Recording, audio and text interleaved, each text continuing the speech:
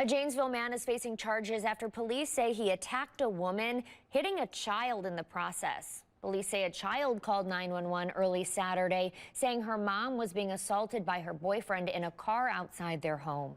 After the mother ran into the home, police say the man broke through a window, knocking over the 12-year-old child inside and breaking their wrist. Authorities found the man at a Fort Atkinson home on Sunday. He was booked into jail on counts including physical abuse of a child.